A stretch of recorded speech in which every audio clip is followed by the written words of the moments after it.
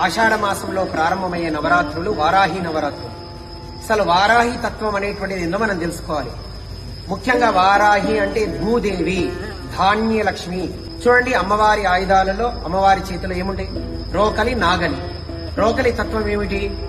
పొట్టును ధాన్యాన్ని వేరు చేస్తుంది. అదే విధంగా మనం జన్మ జన్మాంతరాలు చేసినటువంటి పాపకర్మలను తొలగించమని, నాగలి భూమిని దున్నటకు వాడతారు. అంటే నిష్కామ కర్మల వైపు మన మనస్సు వెళ్ళేలా అమ్మవారు అనుగ్రహించాలని. ప్రకృతి పరంగా చూడండి, ఆషాఢ మాసం వర్షాకాలం, ఇప్పుడు పంటకాలం. అందుకే అమ్మవారిని భూలక్ష్మమ్మ అని, ఉప్పలమ్మ అని చాలా మంది పొలాల్లో అమ్మవారిని ఆరాధిస్తాం. ఆమెనే వారాహి. శాస్త్ర ప్రకారంగా చూస్తే వారాహి అంటే లలితాదేవి యొక్క సర్వసేనాని. అంటే అమ్మవారి యొక్క రథ, గజ, దురగ, పదాది దళాలని కూడా అమ్మవారి ఆధీనంలో ఉంటాయి కనుక ఆమెను దండనాథ అంటారు. అంతే తప్ప ఆమె ఉగ్రదేవతగా మీరు చూడాల్సినటువంటి అవసరం లేదు.